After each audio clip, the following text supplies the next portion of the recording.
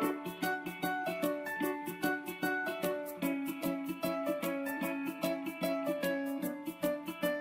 मैं मूलतः थर्ड इकाई पर आ गई हूँ। 2 इकाइयों के बारे में मैंने आप लोगों को संक्षिप्त में परिचय दे दिया है कि किस तरह से व्यक्ति संप्रेक्षण का रूप स्वरूप ज्ञापित करते हुए दिखाई देता है। संप्रेक्षण जीवन का मूलाधार है। संप्रेक्षण के बिना हमारा अस्तित्व नहीं है। आप देखिए, आप पूरा दिन चुप नहीं रह सकते हैं, और अगर आप चुप रहेंगे तो खुद के मन में तो खलबली है ही, सामने वाले परिजनों के मन में, बाहर वालों के मन में जिससे आप मिले हो, अगर आप उनके सामने मौन रहते हैं तो अनेक चिंताएं उत्पन्न होती हैं, क्योंकि एक व्यक्ति लगातार बोलने वाला अगर चुप हो जाए, शांत हो जाए, तो तुरंत ये संभावनाएं, जो मैं आगे पिछले स्लाइड में बोला था मैंने, संभावनाएं उत्पन्न हो जाती है कि हम उसमें कारण अकारण, चिंता, समस्या, परेशानी, इस तरह की समस्याओं को ढूंढने का प्रदापन या प्रादुर्भाव करते हुए दिखाई देते हैं। आज का जो विषय है संप्रेक्षण के माध्यम, जैसे मैंने आपको संप्रेक्षण का रूप स्वरूप समझा ही दिया है और इसमें भाषा का क्या महत्व है वो भी मैंने आपको ज्ञापित कर दिया है। अब मैं इनके प्रमुख बिंदुओं पर आपसे बात करूंगी। पहला है इसमें एकालाप और सलाप। कहने का तात्पर्य है, एकालाप से बच्चों मेरा यहाँ पर तात्पर्य है, अर्थ है, एकालाप में मूल शब्द है लाप। लाप से हमारा तात्पर्य है दोहराना, यानी कि किसी एक बात को दोबारा या कई बार दोहराना लाप कहलाता है। पर उसमें एक या उपसर्ग जुड़ने के कारण एकालाप हो जाता है, यानी कि पुनरावृत्ति बार बार करना। कहने का तात्पर्य, एकालाप से हमारा तात्पर्य है कि व्यक्ति एक समस्या को बार बार दोहराने की प्रक्रिया को उत्पन्न करना एकालाप कहलाता है।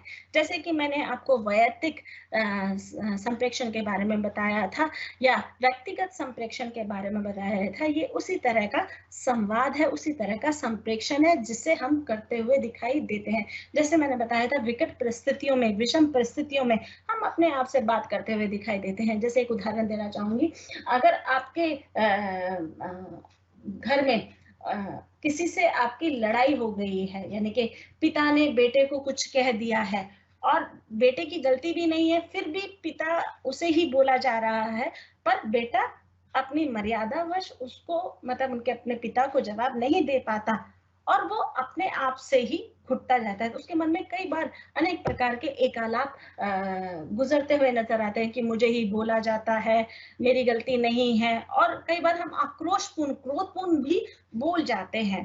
तो वहां पर भी हम कई बार अपनी भावनाओं को अभिव्यक्त कर पाते हैं, कई बार नहीं कर पाते। जो ना करने की दिशा है या संकेत है, उसे हम एकालाप कहते हैं, क्योंकि कई बार हम शिष्टाचार या संस्कार वाइज हम लोग बोलते नहीं है, क्योंकि हमें शुरू से ही सिखाया गया है कि अपने बड़ों से बोलना नहीं है। ये मैं पहले वाले पीढ़ी की बात कर रही हूँ, क्योंकि आज की पीढ़ी तो आप जानते ही हैं कि किसी भी तरह का कोई भी दुराभाव सहन नहीं करती है, तुरंत जवाब देने में तत्पर रहती है। पर पहले की जो पीढ़ी थी वो इस तरह के भावों को स्पष्ट नहीं कर पाती थी। वो जो पिता जो कह रहे हैं शायद सही कह रहे हैं, इस तरह का आंकलन लगाते हुए दिखाई देते थे। तो कई प्रकार के एकालाप वहां पर उत्पन्न होते हैं, आज भी उत्पन्न होते हैं, क्योंकि कई बार कई चीजें हम अपने माँ बाप को नहीं कह पाते, किसी अन्य मित्र को, सगे संबंधी को भी नहीं कह पाते, तो उसमें हम इस तरह की समस्या से गुजरते हुए नजर आते हैं और एकालाप नहीं कर पाते और अपने अंदर घुटते चले जाते हैं। और यही अभिशाप, अकेलापन, परायापन या एकाकीपन भी कह सकते हैं कि हम अपने आप से ही जूझते चले जा रहे हैं, क्योंकि आधुनिक समाज है और आधुनिक समाज में हम देख रहे हैं कि सब लोग अपने अपने कार्य में व्यस्त हैं, अपने परिवार को जितना समय देना चाहिए उतना समय नहीं दे पा रहे हैं, जिसके कारण अनेक प्रकार की विसंगतियां उत्पन्न हो रही है और इन विसंगतियों से अनेक प्रकार की समस्याएं जन्म ले रही हैं।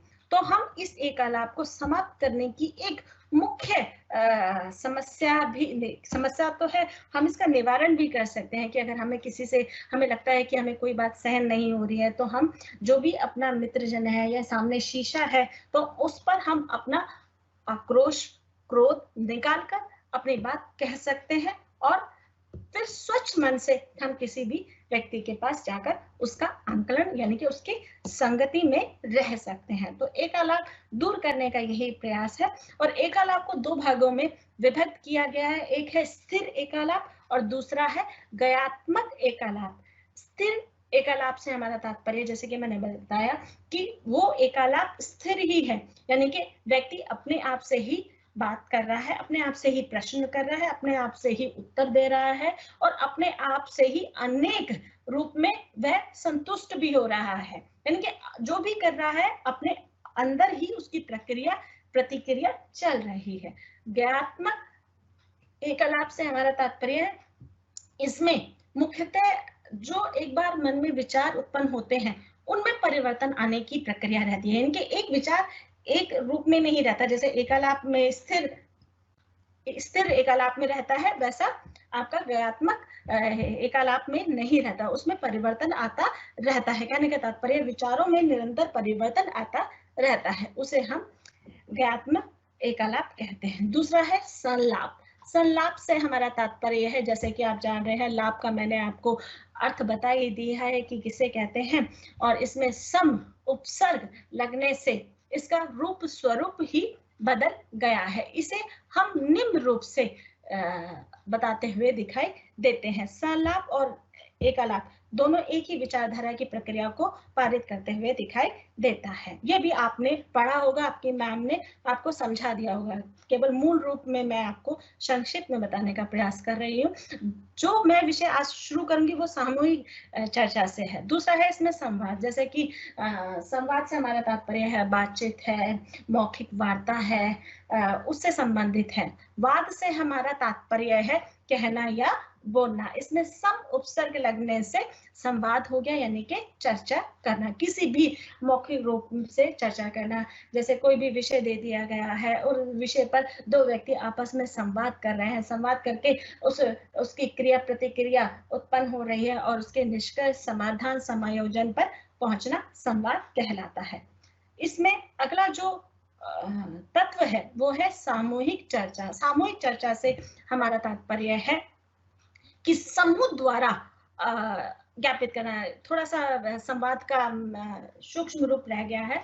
संवाद में भी हम स्थिर संवाद की बात कर रहे हैं और ज्ञानात्मक संवाद की बात कर रहे हैं। स्थिर संवाद से हमारा तात्पर्य है कि एक ही प्रक्रिया चल रही है, जैसे कि मैंने बताया कि मुख्य रूप से जैसे मैं आपसे बात कर रही हूँ, यानी कि शिक्षण देखते हुए अध्यापक आपसे जुड़ा हुआ है और वो अपनी बात कह रहा है विषय के अनुरूप, उसमें एक ही प्रक्रिया चल रही है। पर जब आप ज्ञानात्मक संवाद की बात करते हैं तो उसमें दोनों प्रक्रिया कार्य करते हुए दिखाई देती है। सामूहिक चर्चा, सामूहिक चर्चा से हमारा तात्पर्य समूह द्वारा किसी कार्य के माध्यम से व्यक्ति की सहायता करता है। समूह द्वारा व्यक्ति में आपके शारीरिक, बौद्धिक तथा सांस्कृतिक विशेषताओं को उत्पन्न कर समायोजन की ओर दृष्टिगत होता हुआ दिखाई देता है, उसे सामूहिक चर्चा कहते हैं। सामूहिक चर्चा से हमारा तात्पर्य है, सामूहिक चर्चा जब भी हम करते हैं तो वो मौखिक रूप से की जाती है, और मौखिक रूप से हमारा तात्पर्य है कि मुख से बोलकर अपने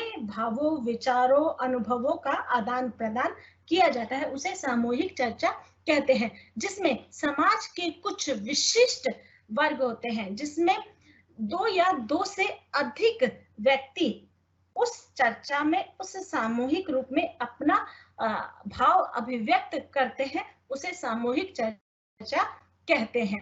इसमें व्यक्ति अनेक स्थिति परिस्थितियों से गुजरता हुआ दिखाई देता है। पहला इसमें जो रूप है सामूहिक चर्चा के उद्देश्य, कहने का तात्पर्य है इसमें सामूहिक चर्चा के उद्देश्य भी हैं, व्यवस्थाएं भी हैं, लाभ भी है, हानि भी है। ये चारों प्रतिक्रियाएं आपकी किताबों में लिखी होंगी, मैं सूक्ष्म रूप से यहाँ पर बात करते हुए चलती हूँ। पहला इसमें है समस्या का निवारण करना।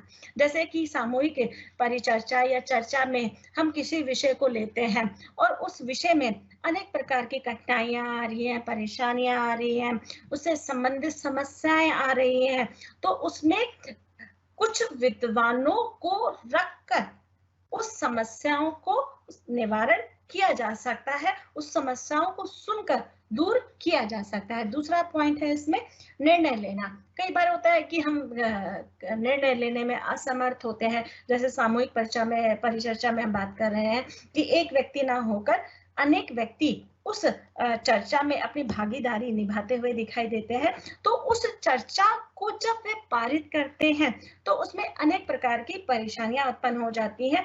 कई व्यक्ति उसमें निर्णय ले पाते हैं, कई बार निर्णय ना लेने की भी अक्षमता, असमर्थता दिखाई देती है। जैसे विषय पर केंद्रित समस्या को सुनकर मिलकर व्यक्ति उस पर निर्णय लेते हैं और उस निर्णय को उस चर्चा द्वारा पारित किया जाता है, उस समस्या को दूर किया जा सकता है स्पष्टता के द्वारा और रचनात्मक रूप द्वारा। कि जो भी आपने कंटेंट लिखा है, जो भी आपने रूपरेखा उस विषय के द्वारा पारित की है, कि उसमें किस तरह के रूप स्वरूप समस्या निवारण निर्णय की प्रक्रिया को साझा किया जा सकता है। तीसरा इसमें है विचारों का आदान प्रदान। जैसे कि हम जानते हैं कि हम सामूहिक संप्रेषण की बात कर रहे हैं, सामूहिक चर्चा की बात कर रहे हैं, तो उसमें जिस भी भाषा का हम प्रयोग कर रहे हैं उसमें ऐसी भाषा का चयन करना चाहिए जिसमें सरल हो, सहज हो, स्पष्टता हो और उसे दूसरा व्यक्ति आसानी से समझ सके। क्योंकि जो भी हम विषय ले रहे हैं और उस विषय पर जो भी हम रूप स्वरूप उसमें ज्ञापित करना चाहते हैं तो उसका आधार स्पष्ट होना अत्यंत आवश्यक है।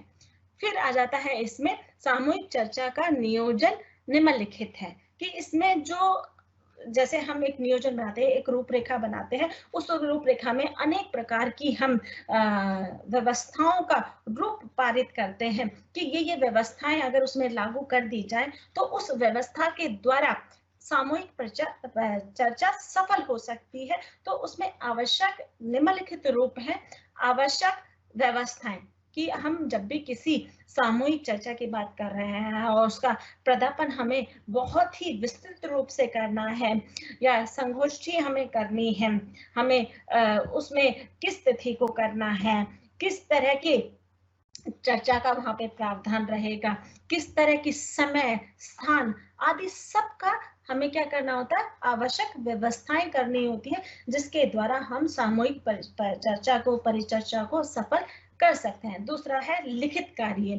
कि हमें एक पूरी तरह से एक संस्था का निर्माण करना होता है और उस संस्था में संपादक भी होता है, समायोजन भी होता है, संयोजन भी होता है कि कौन सा व्यक्ति किस किस गतिविधियों को कैसे कैसे पूरा कर सकता है। तो उसके लिए हम उसे 2-3 वर्गों में बांट दिया जाता है कि प्रथम वर्ग में इन व्यक्तियों को रखा जाए कि ये स्थान को देखें कि स्थान में किसी तरह के जितने व्यक्तियों को हम बुला रहे हैं क्या उतना व्यवस्थाएं, मतलब उतने बैठने की व्यवस्था हो भी सकती है या नहीं हो सकती, उसके लिए भी हम लोग कार्यरत मतलब हमें रहना चाहिए। दूसरा मैंने बताया कि समय का, जो समय पर जो विद्वान बुलाए जाएंगे क्या उनके ठहरने की व्यवस्था की गई है या नहीं की गई है। ये सामूहिक चर्चा कितने दिन चलेगी, 1 दिन चलेगी, 2 दिन चलेगी। तो अगर 1 दिन भी चलेगी तो हमें दूसरे राज्य से किसी को बुलाना है या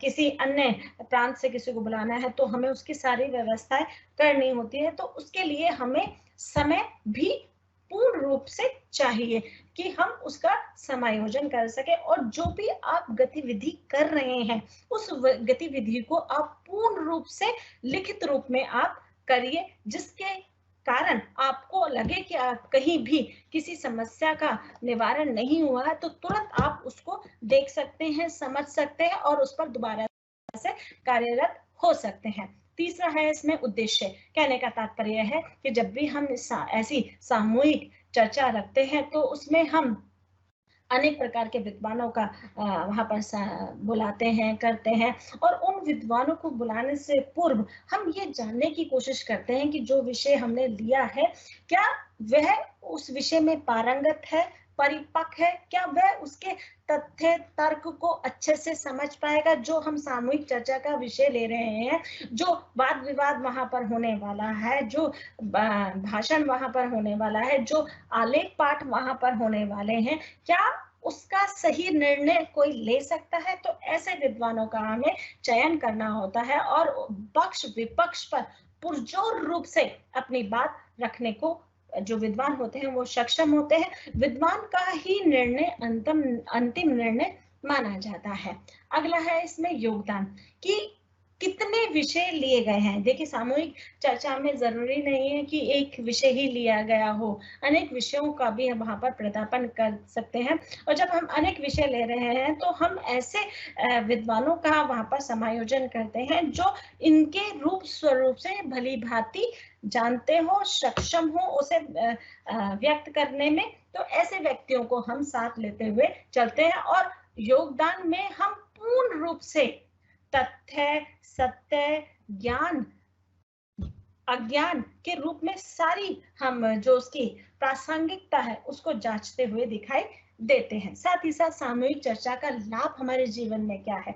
अगर ये सामूहिक चर्चा होती भी है तो इससे हमारा क्या लाभ है ना। सामान्यतः हम सोचेंगे कि अगर हमारे विषय में है या हमारे विषय से संबंधित है तो हम ऐसी सूचनाओं को, ऐसी संगोष्ठियों को सुनना चाहते हैं। अगर हमारे पक्ष में नहीं है तो हम इसको सुनने के लिए उतने तत्पर नहीं होते जितना होना चाहिए। जैसे कि उदाहरण देती हूँ कि कॉलेज में अगर कोई किसी संगोष्ठी का चयन किया गया है और वो संगोष्ठी, या मैं हिंदी के संदर्भ में यहाँ पर बात करती हूँ कि हिंदी के विषय में कोई सेमिनार रखा गया है। उस सेमिनार में जैसे कि मेरा विषय है, मैं एक आलोचक हूँ और मुझे महिला उपन्यासकारों पर मैं बात करती हूँ, तो मुझे उस पर अगर कोई विषय दिखाई देता है तो मैं अपने स्वाद अनुसार या मैं अपनी इच्छा अनुसार या मैं अपने ज्ञान अनुसार उसका स्मरण करने या उस तक पहुंचने की क्रिया प्रतिक्रिया लगाती हूँ। तो मुझे उस विषय से क्या प्राप्त होने वाला है, तो हम ऐसी चर्चाओं को महत्व रखते हैं। या कई बार ऐसा भी होता है स्कूल कॉलेजेस में जो सामूहिक चर्चा होती है उनमें इनाम राशि भी बहुत ज्यादा बढ़िया होती है, जिसके कारण हम उसे देखने के लिए, उसमें प्रतिभागी होने के लिए हम उसमें सक्षम रूप दिखाई देते हैं। तो कहने का तात्पर्य उसमें लाभ क्या है। अब सामूहिक चर्चा का जो लाभ है, पहला है अधिक जानकारी कि आप जिस भी विषय, क्योंकि विषय तो पहले से ही पारित कर दिया जाता है कि आपको इस विषय पर बोलना है, तो आप विषय को जो उसका ज्ञान है, जो उसका बोध है, आप उसे अच्छे से अनुभव कर कर, पढ़ कर, उस पर जो आंकड़े निर्मित किए गए हैं उन्हें लेकर आप तथ्य सत्य के साथ प्रस्तुत होने का प्रयास करते हैं। कहने का तात्पर्य है कि आपको उस विषय पर अधिक से अधिक जानकारी होना अत्यंत आवश्यक है। अगर आपको जानकारी अधिक नहीं है तो आप उस विषय को अच्छे से पारित नहीं कर सकते, उसमें आपको अनेक कठिनाइयों का सामना करना पड़ सकता है। और ये कठिनाइयां जीवन में एक अनेक रूप में दिखाई देती हैं। अगर जैसे हम बोलते हुए मतलब कहीं अटकते हैं या हमें विषय की गंभीरता नहीं है तो हम उस पर बात नहीं कर सकते हैं, हम उस पर विराम ले लेते हैं और सामने वाले, जैसे कि हम बात करते हैं, आगे बात मैं करूंगी इस विषय पर और भी, पर जहां पर हम देखते हैं कि हम लोग, हमारा ज्ञान इतना विस्तृत नहीं है तो हम उस जो भी कोई विषय पर बात करता है तो हम उस पर परिचर्चा चर्चा नहीं कर पाते क्योंकि हमारा ज्ञान सीमित है। इसलिए अधिक जानकारी होना अत्यंत आवश्यक है। दूसरा है सर्वोत्तम समाधान। कहने का तात्पर्य है कि जब आप किसी भी सामूहिक चर्चा पर जाते हैं तो उसमें आप अपने आधार पर, अपनी गतिविधियों के आधार पर उसे विशिष्ट रूप देते हुए दिखाई देते हैं। कहने का तात्पर्य है कि आपको उसमें अनेक प्रकार की चर्चा परिचर्चा का रूप व्यवस्थित करना होता है। कहने का रूप यह है, सर्वोत्तम समाधान में हम देखते हैं कि किस तरह से व्यक्ति अपनी बात को, अपने आधार को स्पष्ट करते हुए दिखाई देता है सर्वोत्तम रूप में, कि उसके पास जानकारी बहुत ज्यादा उपलब्ध है और वो अपने ज्ञान के आधार पर उस विषय को पारित कर रहा है और उस विषय पर आधारित अनगिनत पक्षों को सही रूप में आंकलन देता हुआ दिखाई देता है। इसमें अगला है बेटा विश्वसनीयता। विश्वसनीयता से हमारा तात्पर्य है विश्वास पर आधारित, क्योंकि जब भी कोई आप चीज बोलते हैं तो आप ये देखते होंगे कि आप उसमें कितने कितने विश्वासपूर्ण आप उस बात को बोल रहे हैं, कितनी गहराई से आप उन पहलुओं को देख रहे हैं, उनका आप दृष्टिकोण अलग अलग ज्ञापित कर रहे हैं, तो उसका भी आधार आपको ध्यान में रखना होगा। अगला है इसमें मान्यता। कहने का तात्पर्य है सामूहिक चर्चा के बाद लिए गए निर्णय समूह के विचारों के आधार पर होते हैं, इसलिए सभी को मान्य होते हैं। कहने का तात्पर्य है कि जब व्यक्ति क्योंकि जैसे मैंने कहा है कि अनेक प्रकार के विद्वान वहां पर होते हैं और सभी विद्वान अगर सहमति अपनी जाहिर करते हैं तो वह पक्ष पूर्ण रूप से प्रासंगिक मान लिया जाता है, पूर्ण रूप से सही मान लिया जाता है। क्योंकि एक आप जिस तरह की बोल रहे हो, प्रस्तुतिकरण दे रहे हो, प्रस्तुतिकरण के साथ साथ आप उसमें तथ्य और कथ्य का रूप भी समायोजन कर रहे हो, तो उससे आपका जो पक्ष है, आपका जो वक्तव्य है, वो सशक्त रूप में उभर कर आएगा। अगला है बेटा इसमें सहभागिता। सहभागिता से हमारा तात्पर्य है कि आप जानते हैं कि मनुष्य अनेक विचारों में, भावों में अपनी सहभागिता दिखाता हुआ नजर आता है। और ये चर्चा से हमारा तात्पर्य है संगठन के सदस्यों के मध्य सहभागिता की भावना जागृत और सबल होती है। सामूहिक चर्चा में सभी के हितों को ध्यान में रखकर निर्णय लिए जाते हैं। कहने का तात्पर्य है कि कौन सा व्यक्ति किस रूप में, कैसे, किस दृष्टिकोण से अपनी बात कर रहा है, तो उसका भी आधार वहां पर रखना होता है। अगला है इसमें समय की महत्ता। इसमें समय की महत्ता बहुत ज्यादा जरूरी है, क्योंकि जब भी हम किसी कार्यक्रम का नियोजन करते हैं और किसी कार्यक्रम को रखते हैं तो हम उसमें समय की महत्ता का पारित करते हुए दिखाई देते हैं। उदाहरण जैसे कि मैं आपको ऑनलाइन क्लास यहाँ पर दे रही हूँ और जो मेरी समय अवधि है वो 2 घंटे की है, तो मुझे उस 2 घंटे में अपना पूर्ण विषय यहाँ पर पारित करना है, उसके पक्ष विपक्ष दोनों आधारों को व्यक्त करना है और उसकी गुणवत्ता और उसके दोष दोनों का रूप स्वरूप यहाँ पर विषय के अनुकूल रूप में ज्ञापित करना होता है। कहने का तात्पर्य अब हम इसकी बात करेंगे दोष की बात, कि सामूहिक परिचर्चा में जो दोष होते हैं वो, या जो सीमाएं होती है वो किस तरह से अधिक बढ़ जाती है। आप देख लो, आपने देखा होगा कि आपने अलग अलग विषयों में आप जैसे पारंगत होने जा रहे हैं, क्योंकि बीए के विद्यार्थी हैं, आपके पास 4-5 विषय हैं, तो आप देखिए कि हर विषय में अगर आप देखें और उसकी स्थिति परिस्थिति, उसकी विद्युतता आप समझेंगे, तो उसमें आप देखेंगे कि उसमें कई प्रकार के दोष भी उत्पन्न होते हैं, जैसे अधिक समय लगाना, है ना। कई बार ये होता है कि हम समय की बाध्यता को नहीं देखते हैं, समय को नहीं देखते हैं, और जितना बोलने आए हैं हम उतना ही बोलकर जाते हैं, और हमें समय मिला है 5 मिनट का और हम उसको अभिव्यक्त करते हैं 10-12 मिनट में। जो समय हमें दिया गया था, हमने उससे दुगना समय लेकर अपने विषय को वहां पर पारित किया।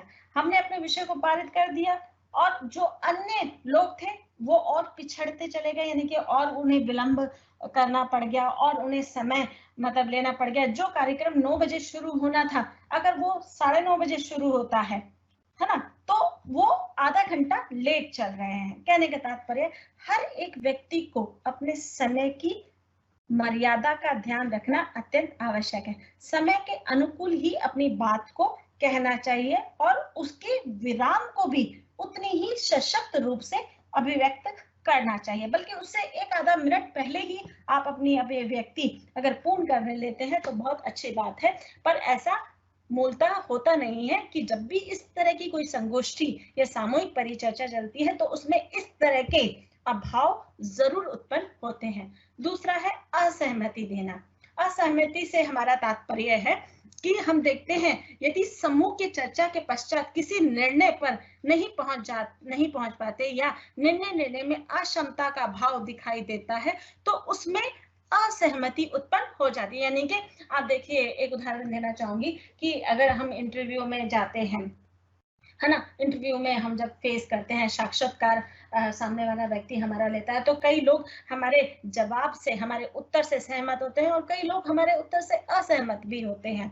तो जहां पर सहमति ज्यादा होती है तो वहां पर उसका चयन हो जाता है, और जहां असहमति ज्यादा होती है तो वह असफल उत्पन्न होता हुआ दिखाई देता है।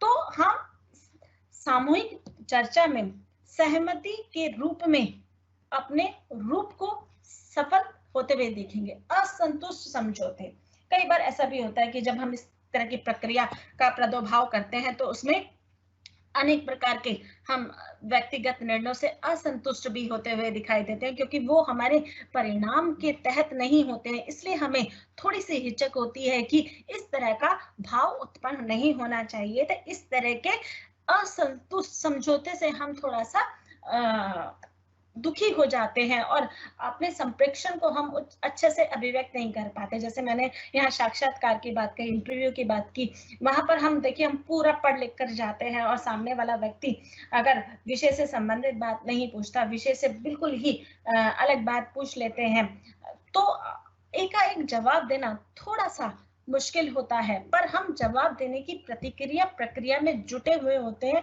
पर वह पूर्ण रूप से हमसे सहमत नहीं होते।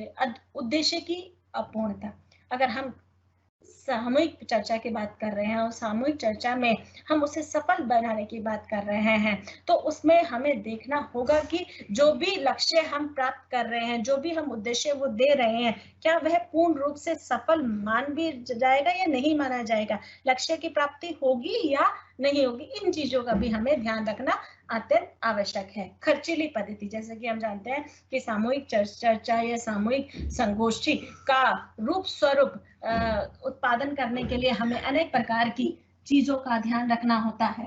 तो हम उसमें अनेक गतिविधियों से जूझते हुए दिखाई देते हैं, यानी कि इसमें समय भी ज्यादा लग रहा है, पैसा भी ज्यादा लग रहा है और इतना हमारा समायोजन का बचत मतलब उतनी नहीं हो पा रही है, ज्यादा से ज्यादा पैसा लग रहा है, जिसके कारण हम उस सामूहिक चर्चा को उस रूप में तो व्यवस्थित कर लेते हैं, पर कम रूप में हम उसमें अपनी प्रतिभागी या प्रतिक्रिया करते हुए नजर आते हैं। खर्चीली पद्धति बहुत ज्यादा है, कई विद्वानों को बुलाना होता है, उन्हें रहने की व्यवस्था उनकी करनी होती है और साथ साथ उनके खान पान का भी हमें ध्यान रखना होता है। तो हमें इस तरह के समायोजन में एक अच्छे खासे बजट की रूपरेखा तैयार कर लेनी चाहिए पहले से ही, और कुछ उसमें उसके समय अनुरूप उसमें परिवर्तन करते रहना चाहिए। लंबी पद्धति, कहने का तात्पर्य है कि सामूहिक चर्चा की जो व्यवस्था है वो एक लंबी पद्धति से गुजरती हुई दिखाई देती है। जैसे कि पहले तो 2-2 दिन के सेमिनार हुआ करते थे, पर आजकल एक ही दिन का सेमिनार होता है और उस सेमिनार में भी अच्छी खासी आय का रूप स्थापित वहां पर होता है, उसमें व्यवस्थित करना होता है।